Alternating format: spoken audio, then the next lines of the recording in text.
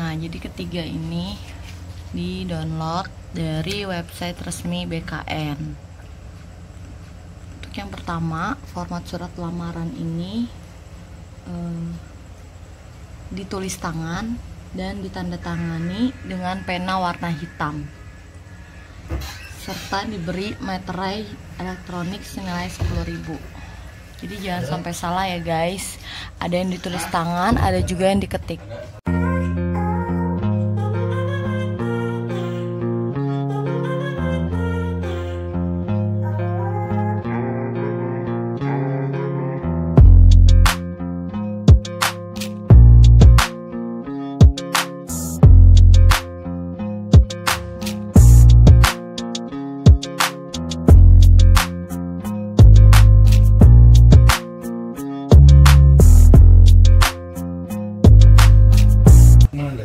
Oke, ini kita buka format surat lamarannya. Ini udah gue download. Nah, untuk isi format surat lamarannya, nah ini untuk format surat lamarannya, kalau untuk surat lamaran itu ditulis tangan ya, jangan sampai salah. Ditulis tangan, terus ditandatanganin dengan tinta hitam, terus dibubuhi materai elektronik 10.000. Nah, untuk materainya itu dibubuhinya nanti kalian bisa lihat di video yang ada di petunjuk di website BKN resmi. Nah, ini untuk format surat lamarannya. Di sini ada nomor 1, itu adalah tempat kota kalian tinggal. Nah, kita bakal lihat bagaimana cara isinya. Peraturannya itu ada di bawah. Jadi kita scroll ke bawah kalau setiap mau ngisi. Dan jangan sampai salah. Nah, untuk yang pertama kita lihat dulu diisi dengan kabupaten, kota, surat lamaran dibuat. Nah, ini misalnya Depok. Nomor 1 itu kotanya. Nah, kemudian yang kedua itu di sisi kanan sudut di samping kota, itu kita lihat di paling bawah, kita scroll lagi, diisi dengan tanggal surat lamaran dibuat. Tanggal surat lamaran dapat saja berbeda dengan tanggal saat upload. Namun, pastikan tanggal surat lamaran masih dalam periode pendaftaran. Jadi periode pendaftaran ini selama dari tanggal 20 kemarin sampai tanggal 9 besok ya guys. Nah, yang ketiga ini ada oke, aku baca dulu. Di Jakarta, yang terhormat Jaksa Agung selaku pejabat pembina kepegawaian di Jakarta, dengan hormat saya bertanda tangan di bawah ini. Nah, ini yang nomor 3, kalian bikin nama kalian lengkap. Nih, kita baca yang ketiga, diisi dengan nama lengkap, tidak ada singkatan. Jadi tidak boleh ada singkatan, tidak ada titel. Jadi kalau kalian misalnya SPD, nggak perlu dibikin titel ya guys. Dalam hal terdapat perbedaan antara nama lengkap di KTP dan ijazah, agar keduanya ditulis dengan format nama. Misalnya kalian bikin tanda kurung sesuai KTP. Nah, kalau misalnya kalian pakai yang ijazah, kalian tanda kurung sesuai ijazah. Misal pada KTP tertulis Muhammad Wahyudin, sedangkan pada ijazah tertulis Moh Wahyudin. Maka dalam kolom ini tulis menjadi Muhammad Wahyudin.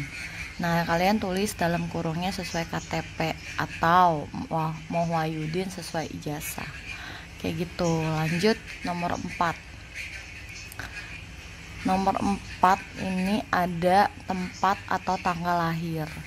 Kita lihat, scroll ke bawah, diisi dengan tempat dan tanggal lahir. Misalnya kalian tinggal di Bogor, tanggal 28 Oktober 93.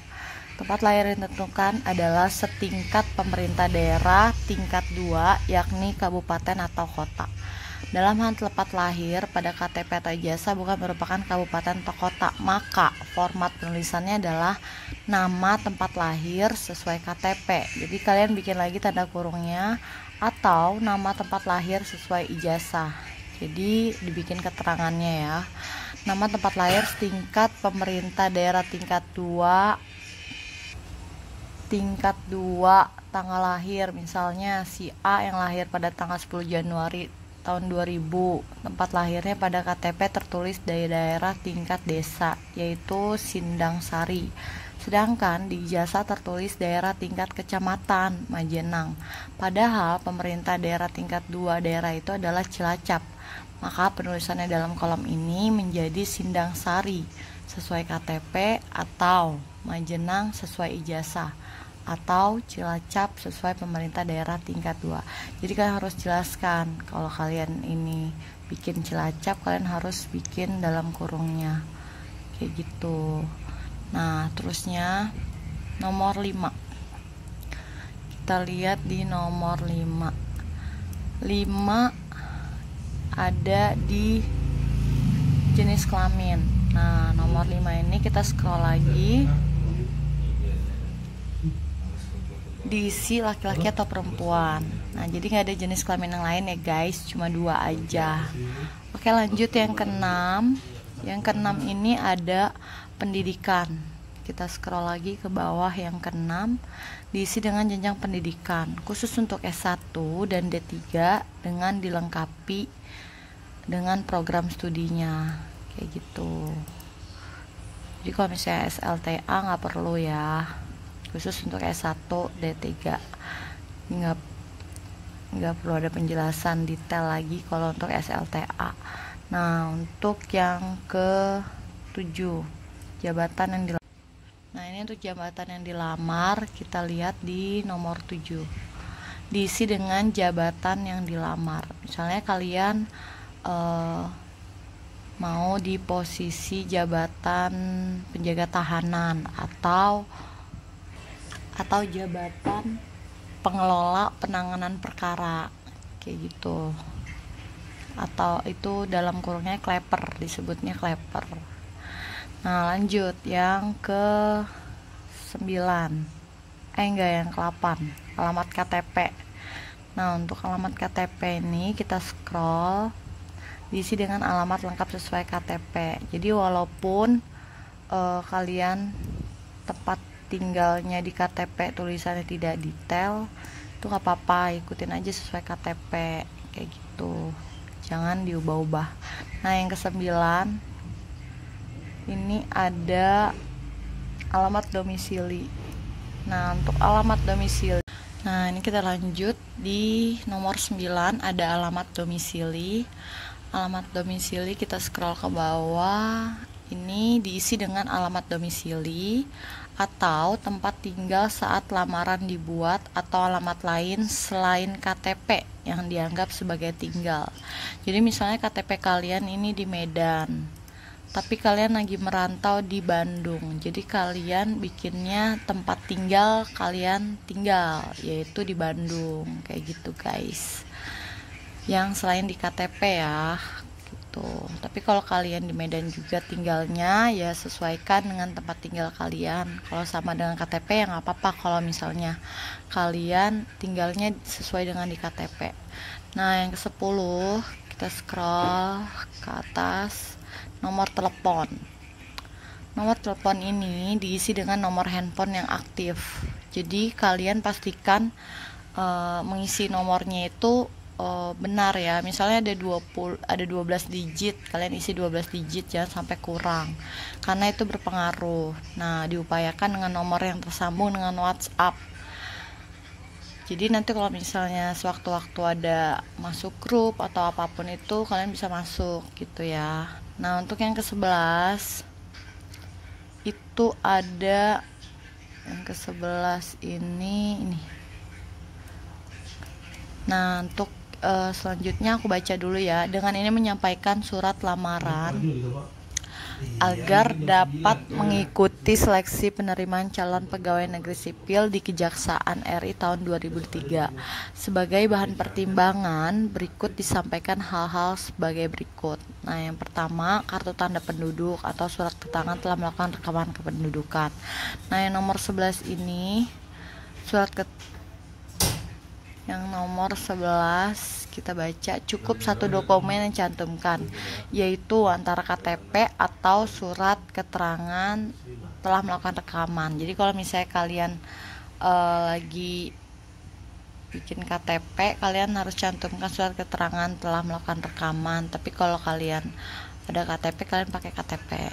Nah, yang ke-12 itu ada di ijazah. Nah, ini aku baca dulu nomor 2-nya. Pas foto terbaru menggunakan kemeja berwarna putih dengan latar belakang warna merah. Nah, jadi nggak bisa pakai warna suka-suka kalian ya. Kalau kalian suka biru, nggak bisa dipakai warna biru, pakainya merah. Nah, yang ketiga, surat pernyataan anak lampiran 4 Peraturan Badan Kepegawaian Negara nomor 14 tahun 2018 tentang petunjuk teknis pengadaan PNS. Nah, itu kalian bisa unduh di website resmi BKN atau di Kejaksaan, atau di Instagramnya kalian bisa cek sendiri di petunjuk ya lihatnya. Nah, kemudian untuk yang keempat, surat pernyataan diri. Surat pernyataan diri ini kita lihat, enggak, ini enggak ada kejelasan. Berarti ini ya, surat pernyataan diri yang terlampir kalian unduh juga ya. Jadi kalian unduh. Nah guys, kalau untuk surat pernyataan terlampir anak lampiran undang-undang ini, anak lampiran 4 ini, kalian untuk yang surat pernyataan ini guys, formatnya ini kalian boleh unduh di website biropek https://biropekjaksaan.co.id atau link unduhan disediakan di Instagram @biropekkejaksaan. Nah, terus diketik dengan komputer dan ditandatangani dengan pena warna hitam serta diberi materai elektronik senilai 10.000 rupiah. Jadi kalian beli meternya itu bukan asal. Nah, jadi beli materainya itu nanti ada di link tutorial BKN. Kalian bisa lihat di petunjuk. Itu ada videonya. Nanti kalian bisa beli dan juga bubuhi materai dari sana ya. Jadi nggak sembarangan tempat kalian beli materai kayak gitu. Nah, terus untuk surat pernyataan diri ini kalian formatnya itu diunduh di website https://biropek.kejaksaan.go.id atau link unduhan yang disediakan pada postingan Instagram @biropekkejaksaan. Diketik dengan komputer, ditandatangani pena warna hitam serta diberi materai elektronik senilai 10.000 kayak gitu. Jadi kalian lihat lagi video tutorialnya ya, jangan sampai salah. Terus kita lanjut ke ijazah. Surat pernyataan diri tadi udah. Terus yang kelima, ijazah atau STB. Oke, kita lihat nomor 12. Nah, ini nomor 12. Nomor 12 dipilih sesuai dokumen yang dimiliki. Nah, terus lanjut nomor 14, sertifikat nilai prediksi TOEFL atau IELTS. Jadi kalau kalian punya sertifikat TOEFL-nya kalian masukin, tapi sesuaikan dengan persyaratan unduhan yang formasi atau jabatannya kalian pilih ya. Jadi kalau misalnya formasi jabatan kalian tidak menganjurkan adanya ini, nggak perlu.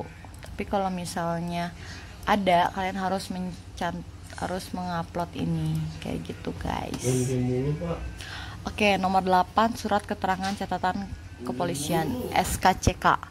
Jadi SKCK ini kalian harus perhatikan, ada 2 jenis SKCK keperluannya. Misalnya selama ini kalian buat SKCK keperluan melamar pekerjaan saja, berarti bukan untuk CPNS.